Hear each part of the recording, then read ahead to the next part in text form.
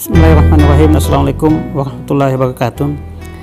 Sebagai seorang muslim, saya yakin seyakin-yakinnya bahwa bencana yang terjadi di muka bumi dan yang terjadi pada setiap diri orang itu sebetulnya sudah ditetapkan oleh Allah Subhanahu wa Ta'ala, sesuai dengan firman-Nya dalam surat Al-Hadid ayat 22. Ma asaba min musibatin fil ardi wala fi anfusikum illa fi kitabim min qabli an nabra'aha min zalika ala Allahi yasir. Tidak ada satu bencana pun yang menimpa di muka bumi dan tidak pula pada dirimu kecuali telah tertulis dalam kitab Lauhul Mahfuz sebelum kami menciptakannya. Semua kejadian-kejadian yang kita hadapi dan jalani dalam kehidupan ini itu sudah ada tercatat. Artinya Allah mempunyai dokumen perencanaan juga yang namanya kitab Lauhul Mahfuz. Hari Jumat saya karena juga berbagai hal juga saya siapkan di rumah, lagian juga agak capek, maka saya tunda untuk ke Donggala. Saya tunda untuk ke kantor ke Donggala. Nah, saat itu saya di rumah sambil membenahi ya ada sedikit kebun yang saya tanamin tomat dengan rica, sampai kepada waktu sore karena sudah tahrim di masjid, lalu kemudian saya bergegas untuk pergi cuci tangan untuk rencana masuk ke dalam, persiapkan diri untuk mandi lalu sholat. Nah, pada posisi cuci tangan itulah tiba-tiba hentakan gempa itu yang demikian dahsyatnya sampai-sampai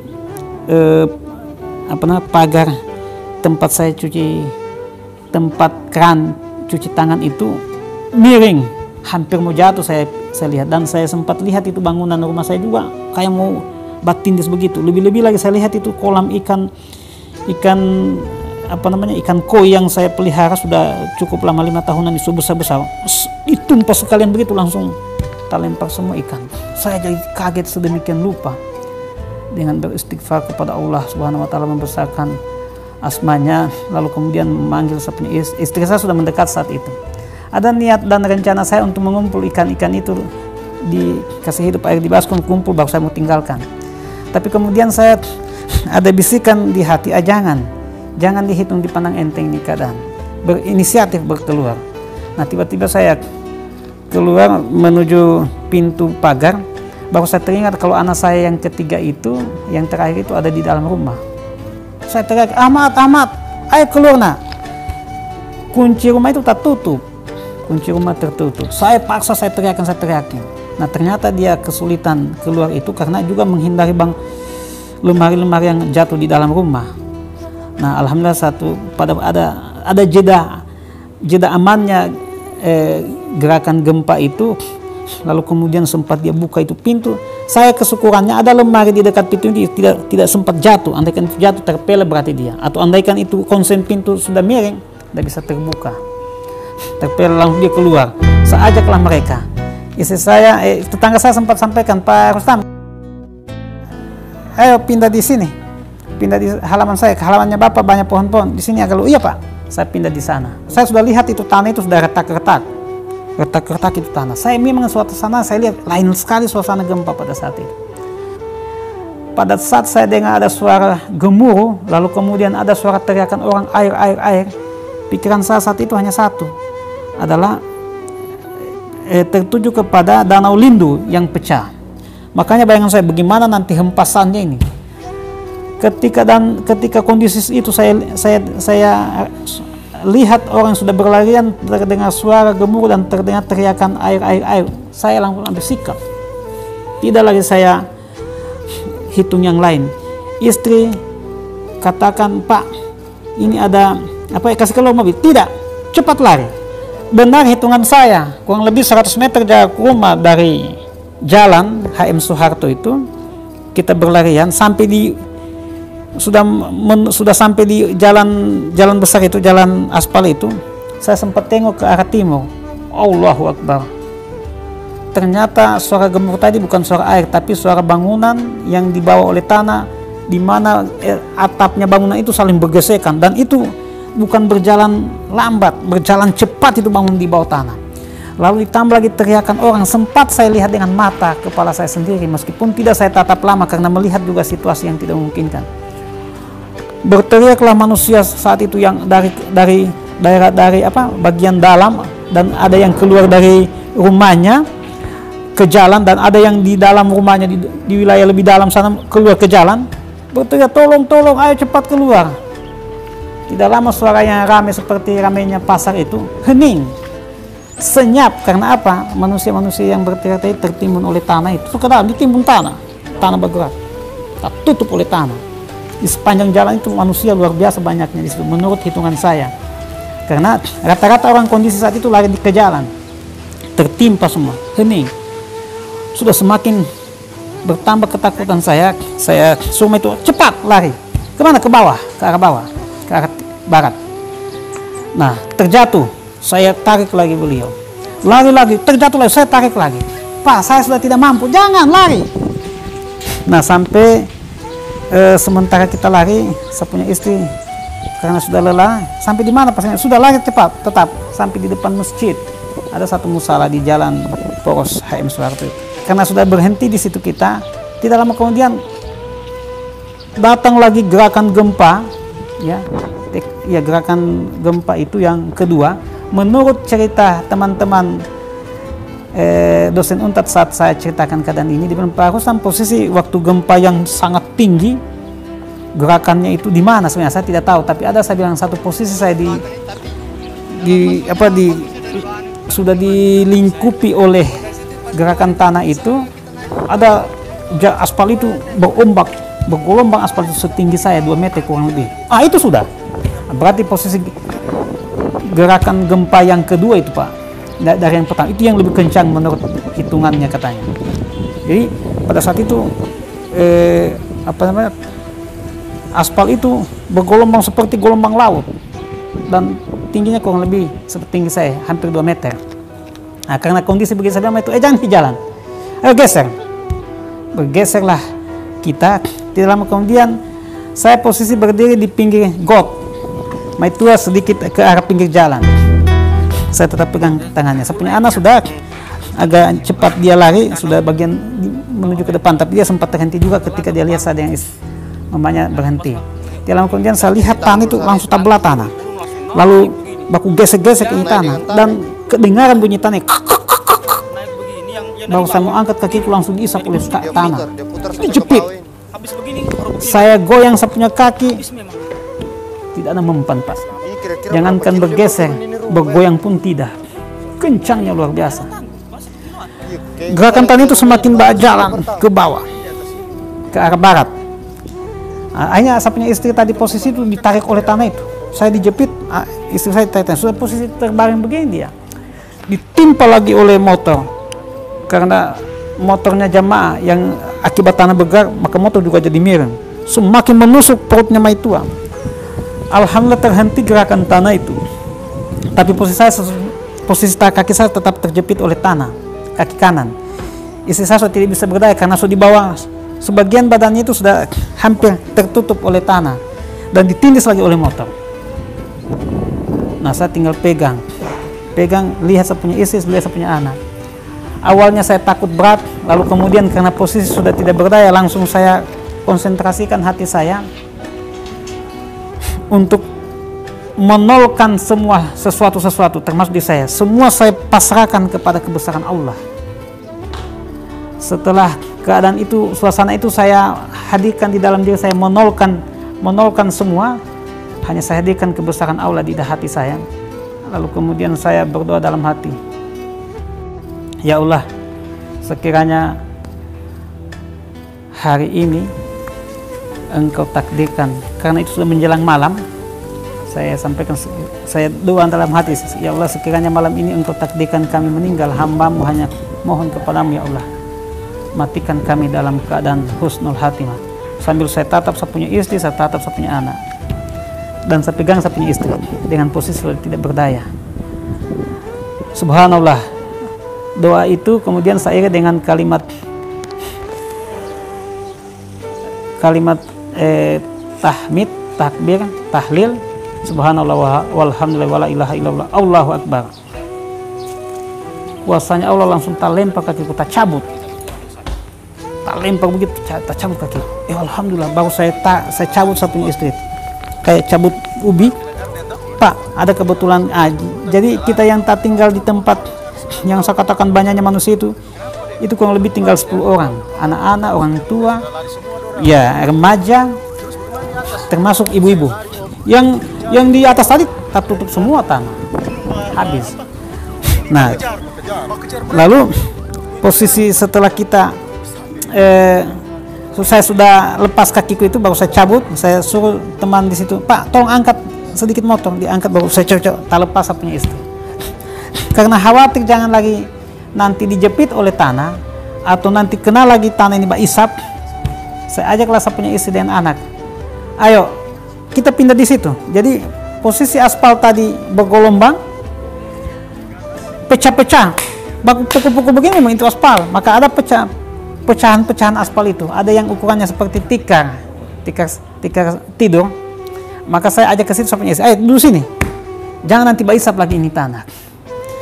Suasana saat itu saya sudah tidak hitung yang lain, pokoknya tidaklah saya terpikir kepada siapa-siapa, betul-betul fokus berzikir kepada Allah, karena memang tidak ada jalan Pak. Saya lihat sudah gerakan tanah di sebelah kiri bergerak. Nah saya saat itu hanya satu, saya punya pilihan, ya Allah matikan kami dalam keadaan husnul khatimah.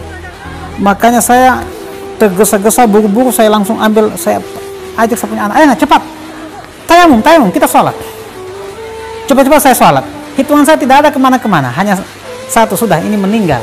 Posisi saya hanya berharap, ya Allah matikan kami dalam posisi husnul khatimah. Makanya saya cepat-cepat tayamum, kesusu juga saya punya anak, tayamum, ayo sholat. Saya sempat lihat saya punya keadaan saat itu hanya celana pendek dengan kaos oblong. Ya Allah, tidak wajar ini saya menghadapnya, ya Allah, sholat dengan posisi seperti tidak menghargai. Tapi ya Allah, ini kondisi yang sudah emergensi, saya harus lakukan. Saya hanya melakukan ini, ya Allah, semata matikan, hamba bermohon hanya matikan kami dalam keadaan husnul khatimah. Sholat saya pada posisi sholat itu masih goyang. Saya sudah rasa ya sudah, kalau memang ini Allah takdirkan meninggal, tapi posisi sholat itu yang saya kejar. Selesai sholat, saya punya anak juga begitu, selesai sholat, doa selesai, alhamdulillah. Saya hitung-hitung itu belum ada sampai itu gerakan tanah yang mengejar tadi itu. Saya anggap mengejar Pak, karena memang laju larinya. Nah akhirnya saya atur tempat duduk, saya, istri saya dan anak saya. Maksudnya saya menenangkan, semakin menanamkan, meluruskan hati saya dan menenangkan istri saya yang saya lihat agak gelisah dia. Saya duduklah bertiga dengan duduk bersila. Saya lihat karena dia masih gelisah, saya bilang, Mak, sekarang putuskan semua hubungan. Jangan lagi diingat orang tua, jangan lagi diingat anak-anak, jangan lagi diingat saudara. Semua konsentrasi mengingat kepada Allah Subhanahu wa Ta'ala. Zikir sampai suara tidak terdengar lagi. Saya maksudkan begitu untuk memberikan penguatan bagi dia, bahwa ketika sudah tenang dia, tidak gelisah lagi, tidak takut. Itu yang saya harap pada saat itu. Nah, alhamdulillah lama kemudian, berselang kurang lebih 5-10 menit lah, saya bisik, "Ma, bagaimana keadaan? Ini sudah gelap." Belum, masih ada sayap-sayap, masih kelihatan. Sudah mau hampir gelap. Imam, Pak, alhamdulillah saya sudah tenang, saya sudah tidak takut lagi. Alhamdulillah. Kembali saya doa kepada Allah, ya Allah, alhamdulillah saya sudah selesai mengerjakan kewajibanku, ya Allah, meskipun dalam posisi darurat. Anakku juga demikian, istriku sudah tenang, ya Allah. Saya doa lagi, ya Allah, sekiranya malam ini Engkau takdirkan kami meninggal, kembali hamba-Mu, mohon ya Allah, matikan kami dalam keadaan husnul khatimah, dan jangan dipisahkan kami bertiga, supaya besok keluarga atau teman yang mencari kami insya Allah menemukannya dengan mudah satu tempat. Saya panjatkan doa, tiba-tiba langsung lewat itu pohon besar dan rumah di bawah tanah di sebelah kiri. Laju, iya, putar di Dr. Martin. Istri saya saat itu langsung sampaikan, Pak, kiamat. Saya langsung angkat saya punya kepala, saya tatap itu Gunung Gawalise. Saya lihat kayak masih tegak itu gunung. Saya bisik dia untuk kasih tenang. Belum kiamat. Tenang, tetap berzikir kepada Allah. Baru saya sadar, alhamdulillah Allah, subhanallah, Allahu akbar, la haula wala quwata illa billahil azim. Ternyata tanah yang saya bilang tadi bak kejar itu, baru saya sadar, terhenti berarti tanah di belakang. Karena satu bukti di samping kiri ini bergerak cepat, di samping kan tetap bergerak dari tadi. Terhenti Pak. Bapak sholat. Pada saat kami sudah di situ duduk dan iya sholat itu. Saya sembahyang, saya sholat. Iya, tidak, sebetulnya proses awal kami sudah di tempat itu, sudah terhenti menurut saya itu tanah. Kalau hanya bergerak cepat sekali Pak. Nah mungkin kurang lebih di posisi dia di muara jalan dari rumah ke jalan besar itu dengan posisi di masjid itu ya kurang lebih 30 meter kah, 25 meter begitu, tidak terlalu jauh. Jadi kalau saya pikir dari awal tadi boleh sudah tutup kita. Tapi sadarnya saya bahwa itu tanah terhenti, keyakinan saya, karena tanah sebelah kiri berjalan terus bergerak. Tanah sebelah kanan nanti pada saat lewat pohon itu baru itu boleh kiamat Pak. Berarti berhenti. Itu keyakinan. Allahu akbar, subhanallah, Allahu akbar. Mujizatmu ya Allah. Tidak ada logikanya Pak. Makanya waktu saya testimoni di UNTA ditanyakan oleh profesor dari Bandung itu, bagaimana ceritanya Pak Kaban? Terusan. Saya tidak bisa logikakan Pak. Yang jelas ini mujizat Allah. Kok tiba-tiba terhenti? Jadi lurusnya tanah itu bergerak begini, kami di sini ya, ini jalan lurus begini. Tiba-tiba belok begini lagi kayak gini. Tanah di sini jalan terus. Ini bahkan akibat tanah bergerak ini rumah sudah baku ringsek sudah rumah, akhirnya ada konfor yang tertumpah mungkin apa di sana, akhirnya terbakar itu rumah. Itu bilang, Pak, terbakar kita Pak, sudah mau dikenal lagi, dorong geser sedikit saja. Karena dia lagi tempat di sini bergerak tanah di sini. Jadi akhirnya tanah itu di sini bergerak, berputar sini, di sini juga bergerak. Berarti begini tanah itu posisinya. Iya, kita di tengah.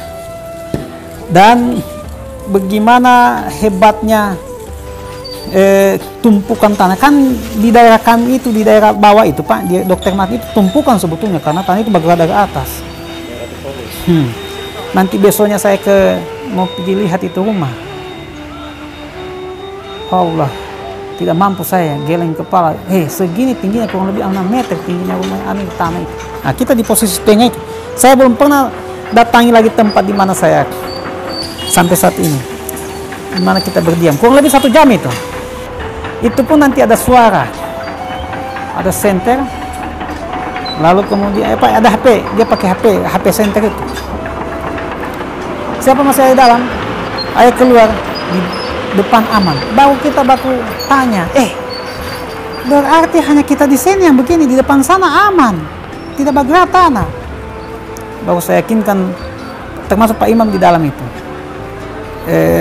Ada juga teman Pak Ahwan kalau saya tidak salah juga, yang teman dari Sirenge itu. Nah, Pak, sebelumnya saya sudah 2-3 kali karena sudah tenang, saya sudah beranjak dari tempat dulu saya, lihat situasi, saya bergerak keluar. Pak Ahwan sempat tegur begini, saya Pak Kaban, apapun keadaannya saya tetap di sini. Dimanapun kita, kalau ajal sudah datang, pasti meninggal. Iya, saya yakin dengan Bapak punya penyampaian itu, betul itu. Nah, tapi tetap saya lihat masih bergerak, kembali lagi saya duduk berzikir lagi, tenang lagi sedikit, pikir lagi saya, masih bergerak, kembali lagi saya duduk. Nanti ketiga kali setelah mendengar suara itu, saya yakinkan mereka, Pak, Islam juga melarang kita untuk mati konyol, artinya menunggu nasib di sini, tidak boleh. Kita harus kembali lagi saya ikhtiar. Ketika ikhtiar sudah maksimal, lalu kemudian tidak ada lagi daya, sudah tawakal. Nah, saya sampaikan, sekiranya Allah takdirkan kita malam ini meninggal, maka tidak ada upaya ikhtiar kita pun itu sebatas ikhtiar, tidak punya kewenangan apa-apa kita menentukan nasib. Karena jangan putus zikir. Maka saya pimpinlah sambil saya punya tapnya saya punya saya senter, baru kita berjalan. Akibat tadi gerakan jalan bergelombang itu, akhirnya kita turun naik. Itu pun cepat-cepat karena jangan nanti bak timbun. Kita temukanlah ada ibu-ibu itu sudah terjepit oleh tanah, meninggal posisi itu. Kita mau selamatkan, jangan Pak Ahonnya, jangan Pak Hasan, selamatkan dulu masing-masing, diri masing-masing. Lalu kemudian kita setelah 2 kali 3 kali kayaknya naik turun itu, menitilah kita di atas atap. Sempat saya pikir kenapa atas atap ya, ada atas atap, ada sudah pondasi. Oh, baru saya ingat sorenya tadi. Oh, tanah yang di bawah itu dibikin oleh tanah itu begini tuh bangunan. Jadi gado-gado, ada yang pondasinya di atas, ada yang sengnya di atas. Nah, rumah saya nanti saya tahu persis. Saya yakin malam itu tidak apa-apa itu rumah, kan oh di pinggir jalan, ini agak jauh kan 100 meter. Nah, selamat ceritanya, selamatlah kita, alhamdulillah selamat. Menginaplah kita 1 malam di pengungsian di samping SMA itu. Nanti besoknya, karena saya pikir terus ada laptop di sana itu, laptop data itu yang saya pikir, data. Saya mau pergi cepat-cepat dan ponakan itu saya rabu-rabukan. Meyakini bahwa itu rumah tidak apa-apa. Sampai di sana saya sudah tidak mampu karena gundukan tanah. Saya punya ponakan ini sampai dapat bergeser dari 50 meter ke arah selatan, tapi ke arah tenggara ya, miring begitu ya. Ya, saya punya rumah itu bergeser 50 meter. Nah, disitulah ditemukan saya punya ponakan itu, tetangga yang bapak panggil tadi itu. Tinggal istrinya yang hidup. Suaminya dan anaknya meninggal digepi oleh bangunan, pondasi. Istrinya hidup bertahan 2 malam. Dan tidak pernah bapak angkat, nanti hari ketiga. Itu pun tinggal dibawakan kasihan. Triplek ditatapi begini supaya jangan kena hujan. Dibawakan kue dengan aqua, makanan terbatas. Nah, hari ketiga ditolong. Akhirnya dia sampai juga diambil, meninggal di rumah sakit. Meninggal istrinya, suaminya sudah meninggal duluan, dijepit oleh bang. Tapi wasusun istrinya, suaminya, anaknya. Suaminya dan anaknya sudah meninggal duluan. Dia yang ditemukan belakangan. Nah, dia sempat dievakuasi setelah ada Basarnas, baru kita evakuasi. Tapi hari ketiga, baru ini bisa meninggal. Nah, itu yang kelihatannya keluarga ini, Papa Kevin namanya, yang memanggil saya itu, memang ketika kami lari, mereka mungkin masih bertahan, mereka ada yang sesuatu yang diambil. Allah tidak menetapkan ajal saya pada tanggal 28 September itu. Itu keyakinan saya. Wa makana lin afi antamita illa biiznillah, kitabamu ajal. Tidak ditetapkan waktu meninggal saya pada tanggal 28 itu.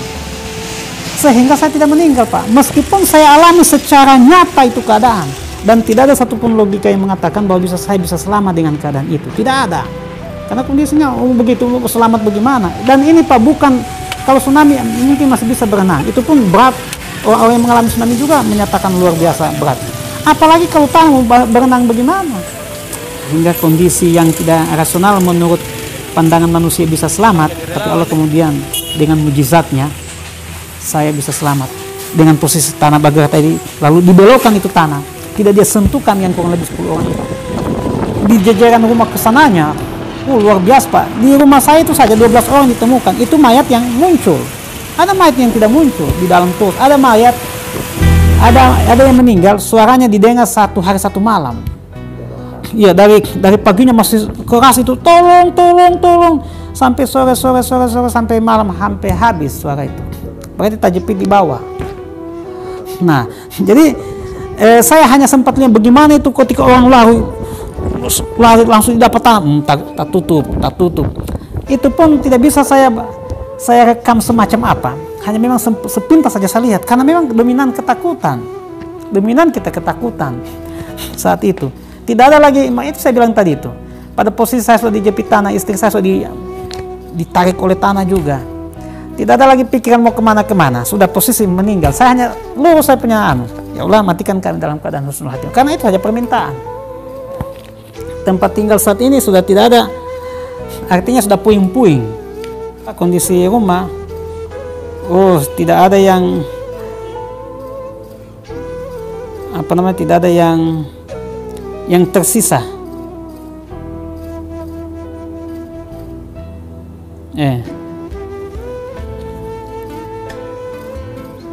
Ini awalnya. Ini rumah yang sebelum. Ya sebelum kan, ini sebelum ini. Ini jadinya. Itu tinggal atapnya yang merah itu. Ini mobil. Iya. Rumah bapak. Iya, tak geser 50 meter itu. Udah hancur, Pak. Iya, hancur, puing-puing, tidak berbentuk. So, tidak berbentuk.